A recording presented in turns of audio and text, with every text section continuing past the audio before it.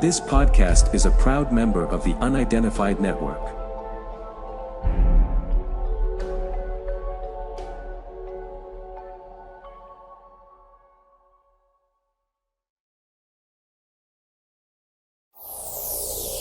On the Track is a monthly web TV show about cryptozoology, natural history, green issues, and whatever else the team feel like making up as they go along. Enjoy! So, what have we got exciting that's coming up in this episode, Mr. John? Well, Hennis, in this episode we go back to Loch Ness with Ian Scribbs, and there's more stuff as well, but you're just going to have to wait and see.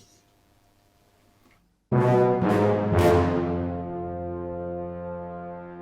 really like the old credits.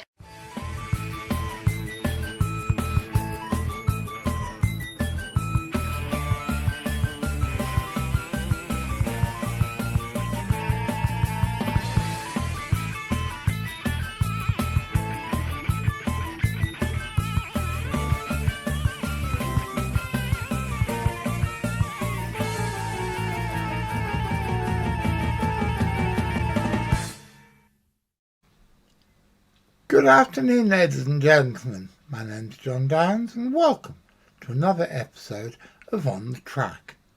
Hang on, what's that happening over there?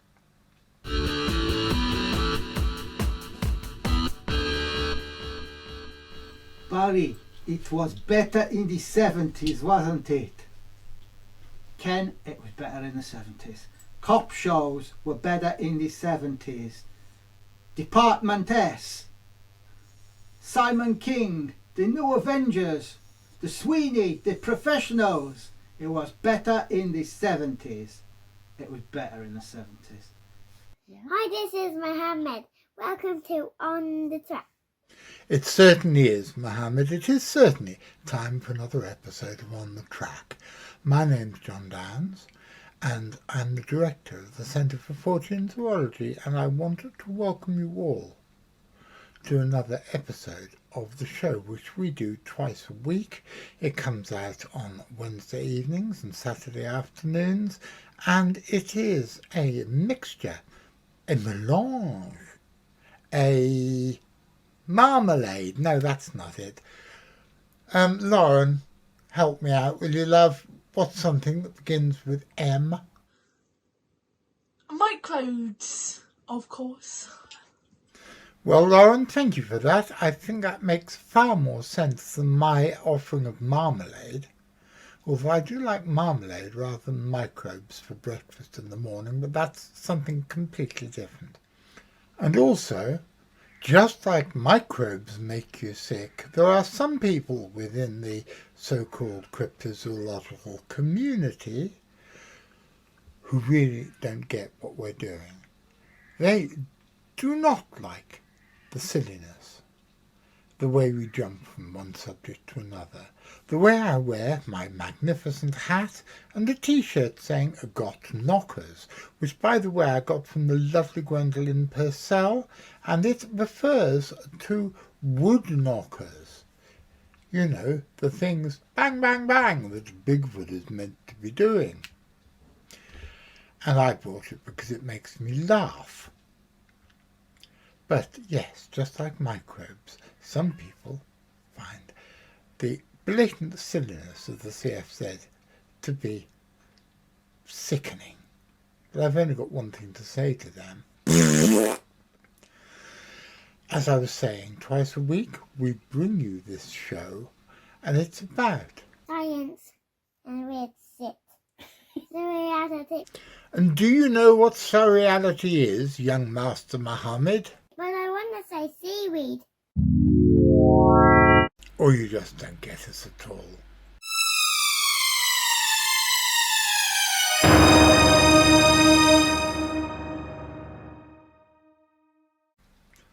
A few weeks ago I was at the Cryptid Conference in Somerset in a town called Highbridge, which was organised by our old friend Daniel Barnett. I was one of the speakers, and It was a very entertaining and successful event, and I hope he does another one. I was one of the speakers, and it seemed like a good idea for me to share my speech, my talk with you. Thank you so much to Joe and Ron there. So now we have the legendary Jonathan Downs. I'm going to pass on to Tony Bannon before he comes on. Now, unfortunately, it is Tony. Well, that was amazing. I enjoyed that. So we've got John. Craig's just resetting up before, and then we've got the amazing John to take us for the next half an hour. So yeah, as soon as Craig's given me the green light, I'll pass the mic on, and it's all up to you, John. I'm going to get John in position.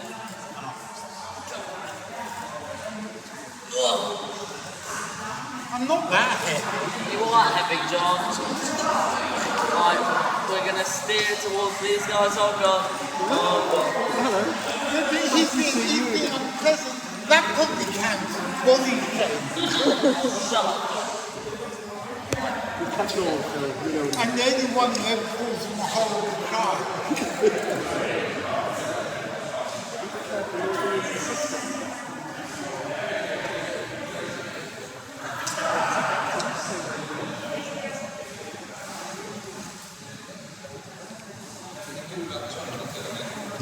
Right, okay.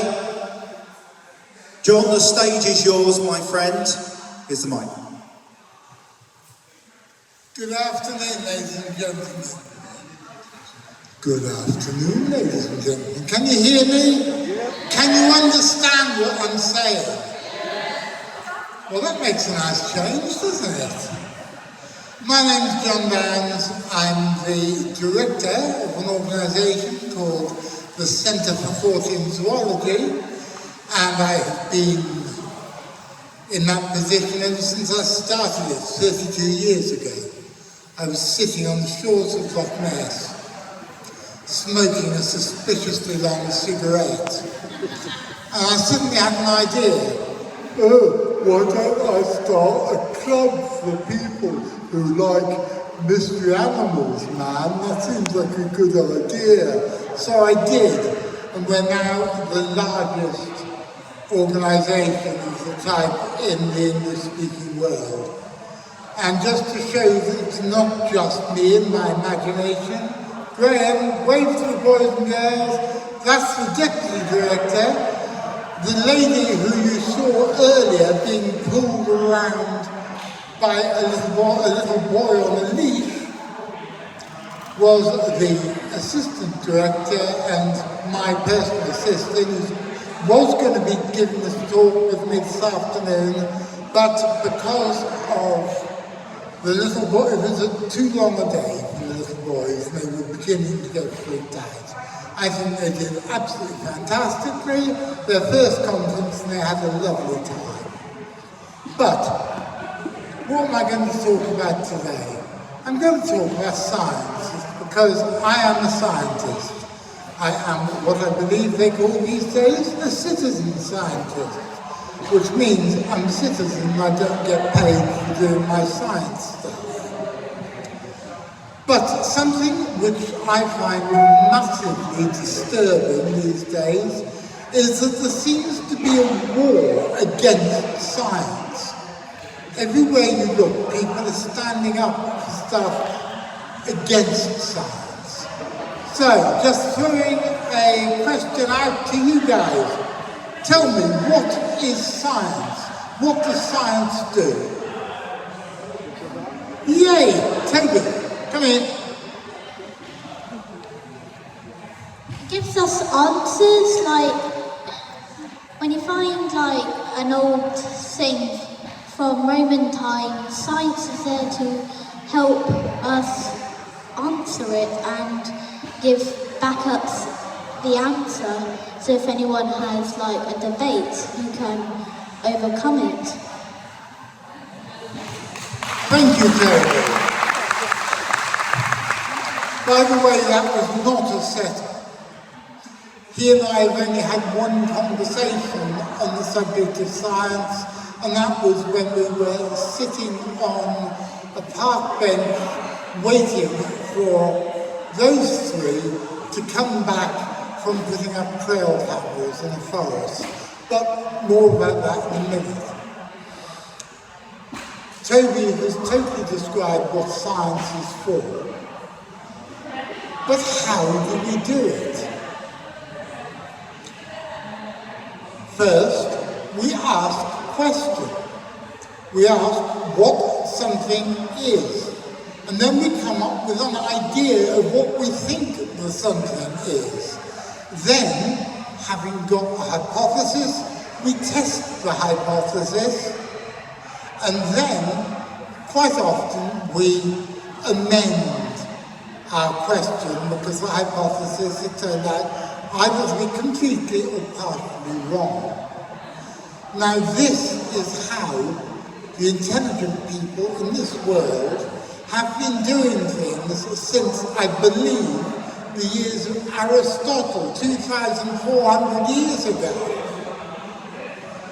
But a load of people these days say, oh, science is stopping us believing in things. There's got to be a reason for everything. Well, the answer is yes, there is a reason for everything. The reason for your problem, dear, is that you're stupid and you make the wrong decisions.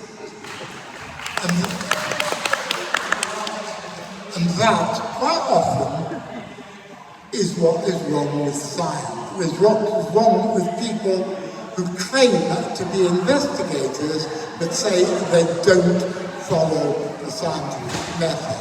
Because the scientific method is not half as much fun as it is on television when you see a load of people in battle dress running around, setting off smoke bombs and going, Jesus, there's a scratch in that forest over there, and then running around wearing stupid hats, and I know I'm wearing a stupid hat, but their hats are stupider, wearing combat clothes and setting off smoke bombs again, while you've got a heavy metal music playing in the background. That is not science, that is the fairly tacky end of light entertainment. And as I said, I've been a light entertainer. For Christ's sake, I do a web TV show twice a week, in which I sometimes appear dressed as a chicken. But what I do always follows the scientific method. Now, the other week, I'm going to tell the story of why Toby and Richard, and don't tell me I can never remember your name because it's a weird one. Oh Christ, I got it just now. What is it? Andrina. I had no idea that was how you pronounced it. I was going to call it Andriana, but it's Andrina. Yeah. It's okay because my mate Steve over there has got a wife called Andrew, so I remembered, but then for some reason, even though I've known him for 15 years, I couldn't remember Andrew's name. So, Andrina and Graham, I'm going to tell you why the five of us were up in a little bit of woodland called Maidenland Woods on the outskirts of Torquay the other weekend. The last weekend in June. We were there because back in February or March, a guy called Ziggy Austin, who runs a group called the Coasteering, I think it might be called Torbay called Coasteering Group, something like that. And he's a very, very nice guy. He took a bunch of people exploring the coast and the bits of the coast you can get to from the South Coast path. From the South Coast path that goes through the wider bits and wilder bits of Torbay. And while they did it, they found some footprints. And they were big footprints, which doesn't necessarily mean they were prints made by a Bigfoot. In fact, I think it's highly unlikely. But it does mean that they were footprints that were about 16 inches long. And as you can see, I've got bloody 8 feet, and that means they were about half as long again as my feet. They were long and they were thin. My personal thought is that somebody had been going barefoot and was enjoying sliding in the mud that made long, thin, drawn-out footprints. But there have been reports of Bigfoot-type creatures in woodlands adjacent to Tor Bay for many years, and I first investigated one of these back 2 days after my first wife left me in July 1996. Logic dictates that there is no such thing as a British Bigfoot. Logic dictates that there is quite likely to be an unknown species of higher primate, at least one, maybe two, in North America. And the ones in North America can probably be described within the parameters of a zoological framework. But, although logically they can't exist in Britain, there are no fossil records of any higher primate except for humanity ever living in Britain. There is not enough plausible protein in parts of Britain where they have been sighted, or mostly where they have been sighted, and they do not behave like normal animals. Like I said, they can't exist, but I've seen one. So, what the bloody hell are they? And then I go back to being a scientist. I hate the words paranormal and supernatural, because I think these things are purely natural and they're purely normal. It's just that they are defined by laws of physics that we don't understand yet. And as I said right at the beginning, I'm a scientist. The team I have around me, and the Centre for Fortean Zoology has got something like 400 members around the English-speaking world. And we are scientists, and we are pledged to use the scientific method, even though you're dealing with stuff which on first sight is out there well into weird shit territory. These things do exist, but what the bloody hell are they? Now, one of the most important bits of science, like Toby said, if I can expand slightly on what Toby said, it's asking questions and asking all of the relevant questions. And it's all very well for me to say, oh, there's a tiny bit of woodland here near Tor Bay. There can't be an unknown apex predator living in these woods. So what we have to do is to test whether there is an unknown apex predator living in these woods. And one of the major things we were doing that time, at the end of June, was we were putting up trail cameras. Now Richard, who is around somewhere, I don't know if you can hear me, Richard. If you can, if you could come up this way. Not you, Richard, Richard Freeman, the famous one, Goth Boy. About 20 years. Richard, when he was in Tasmania years ago, started putting up the trail cameras so they could actually see each other. Do you remember when you set up the trail cameras? Not in the woods, see? Yes. Yeah, we were testing out these trail cams in some local woods before we took them to Tasmania. And we had them set out in a triangular setting to catch things coming from different directions. We found that if we set them up just for a week or so, you're looking to get a bird. But if we set them up for, say, 6 weeks, we got woodpeckers, badgers, otters, foxes, deer, and a woman having a piddle in the bushes. And although we weren't lucky enough to have any more fat chicks having a pee in the woods, we did do this again in many places, and we know through trial and error and experimentation what animals, both carnivores and herbivores, are likely to live in a piece of woodland in Devonshire. Now, Toby, I'm sorry, I'm going to bring you up again. I'll just sit there and bring you up probably. I'm making this up as I go along. Toby, what would happen to the animals in the wood if something new and dangerous arrived? So like they could possibly just like run away, look for a new area, or just try and stick around, see if they can actually survive if there's nowhere to go. Like if all the places around are out of season for like food in the moment, they could just stick around and just hope to survive.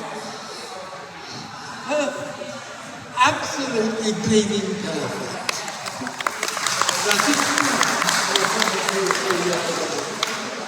You know what, that boy is brilliant. Daniel, are you in earshot? You were saying you were the youngest cryptozoologist in Britain. There have been 2 younger than you today. Okay, one was only 3, but he was giving lectures on dinosaurs, so he probably listened. And we have Toby, who helped me investigate the maiden coon Bigfoot. Toby's completely right. We put up trail cameras, not because I thought we think we had a hope in hell of getting a picture of Bigfoot. We don't. Probably because there ain't no Bigfoots in that wood. But what we do have every chance of getting is a picture of what animals there are there. And Richard doesn't know this yet, but I'm going to ask him in about a month to go back and collect the cameras. And what we want to do is find out what animals there are there. And if you find the prey animals being very wary or even absent, and if you find the smaller carnivores, like badgers and foxes and weasels and stoats and feral cats, either behaving strangely or absolutely missing, that proves that something is spooking them.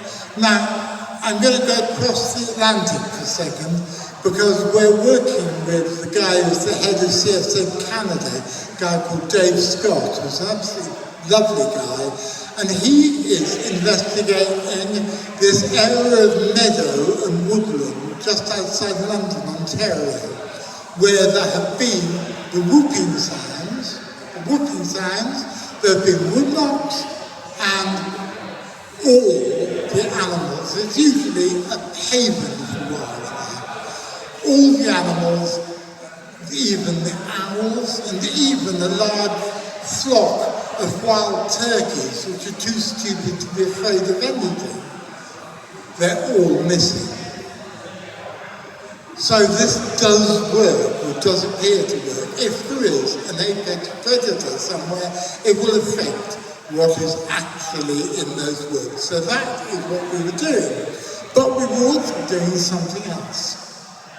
Years ago, Richard, do you remember when we were up in Bowland Lake?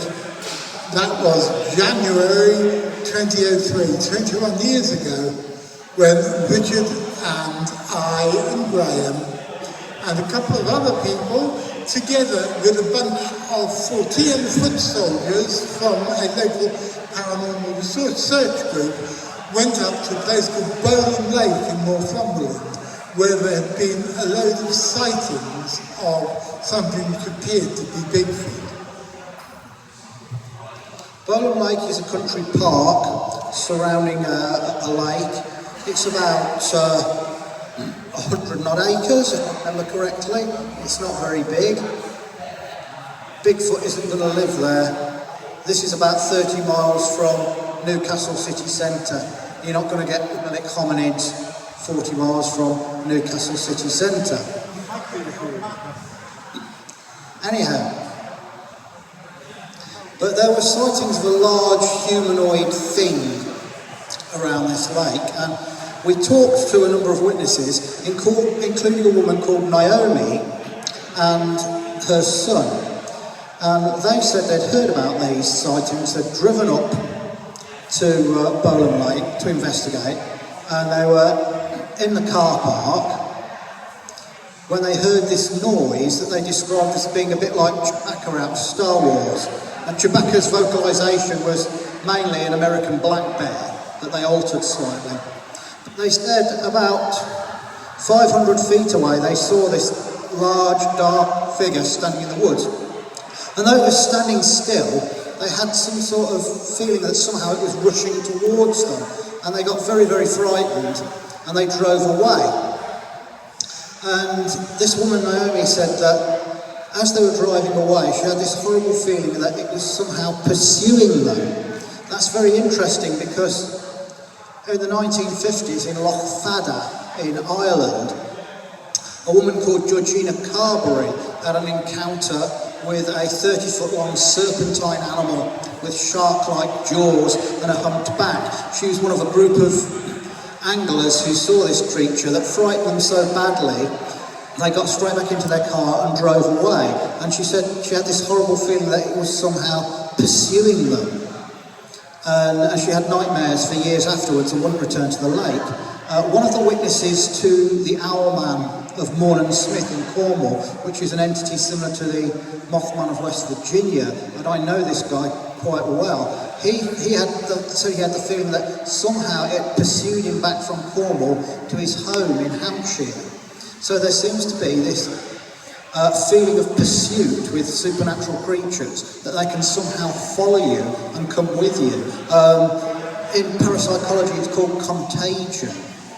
And it's a very interesting thing because it's a odd little facet you wouldn't think that people would make up. And I've heard this again and again and again.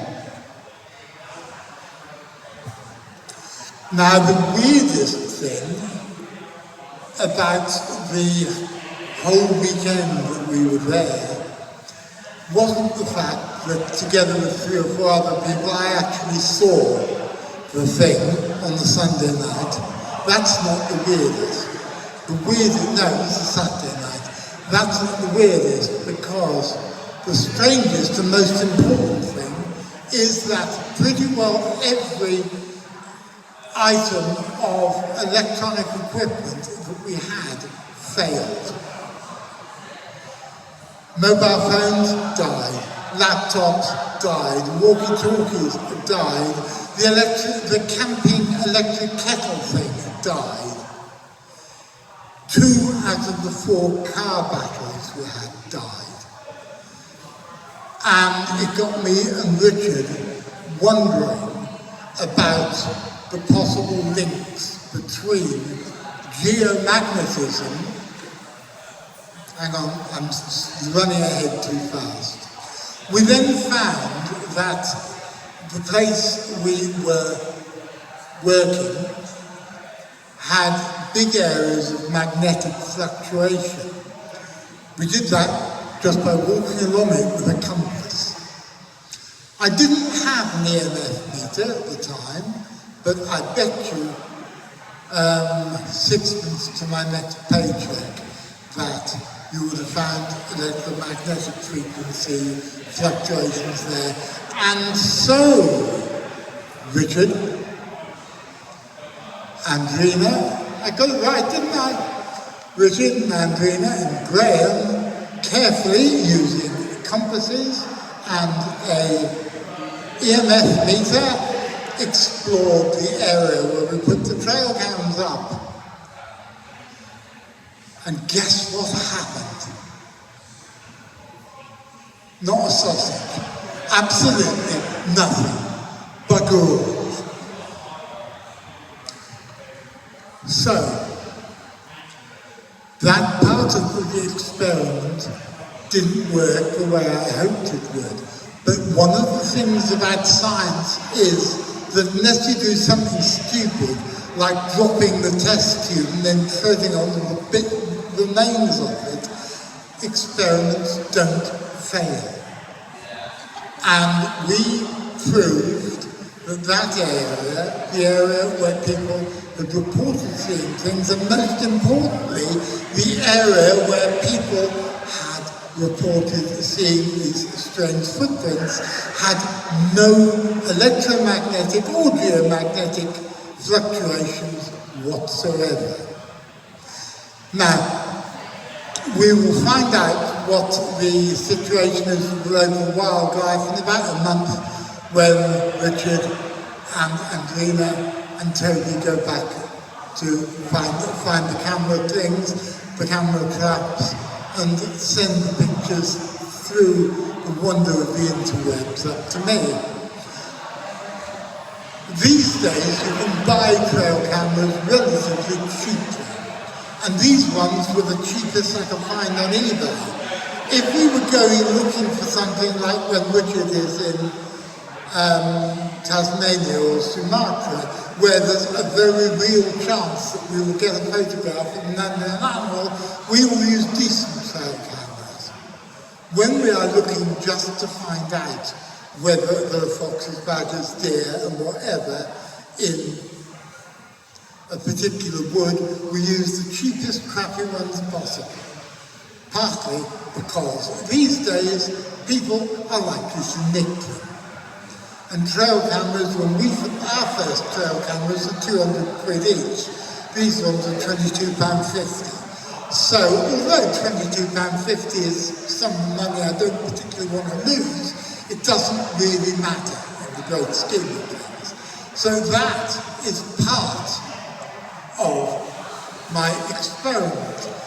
The second part, and there's three parts, the second part is something I want all of you who are researchers to do for me. If you haven't got, most of you will have an EMF meter. If you haven't got compasses, you can get quite good ones on eBay for 2 or 3 quid. Whenever you are going investigating anything anywhere, be it UFO, ghost, or as Richard insists on was pronounced,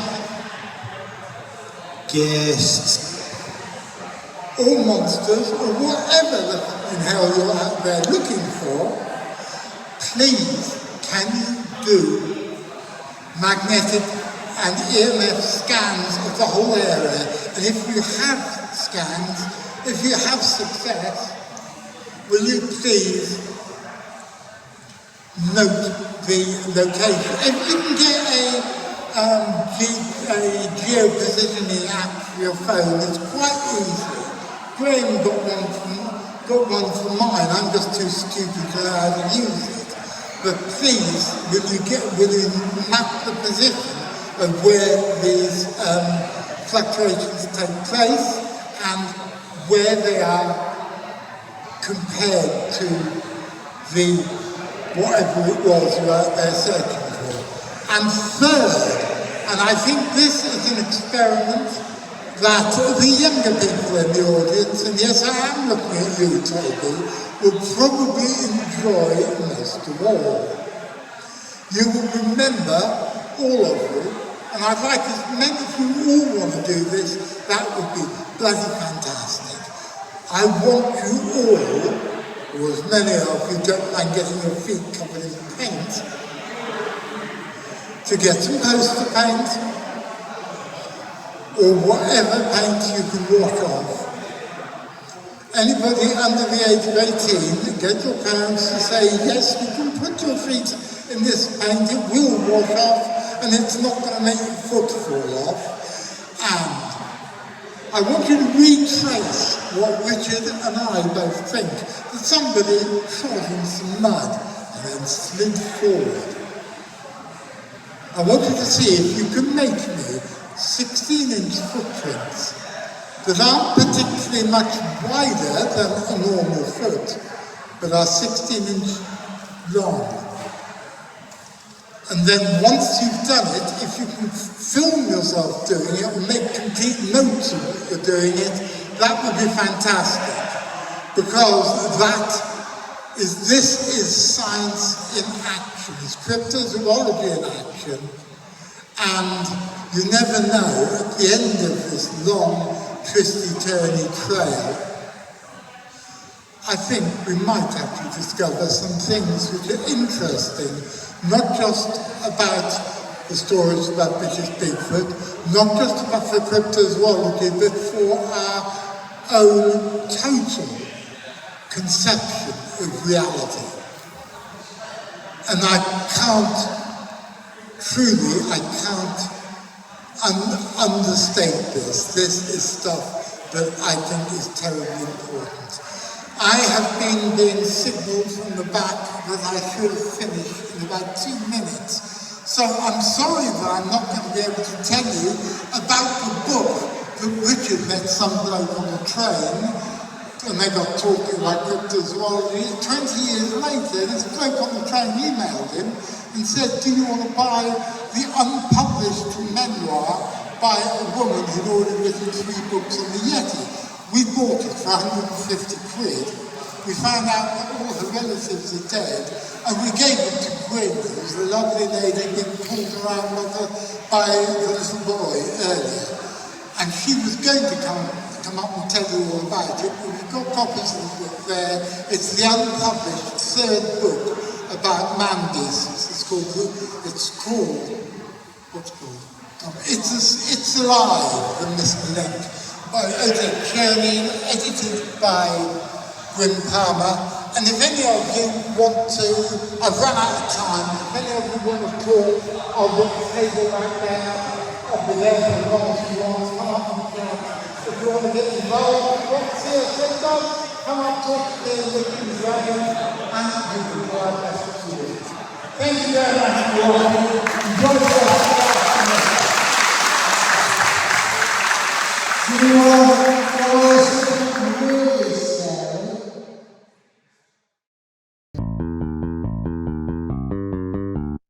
If you want to support us and help us make more content like these, please press like, subscribe, follow our Facebook page and check out our Patreon.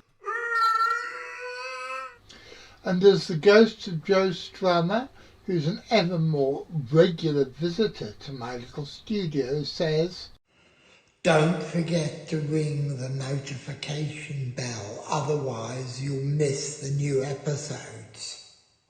And that would be an awful pity, wouldn't it? They might be thinking about visiting the south. Well, there's things you need to know. The south might seem quaint, but remember, in the south, they drink shandy, they keep cats, they vote Tory, they go to focus groups, they go to wine bars, they're as soft as shite.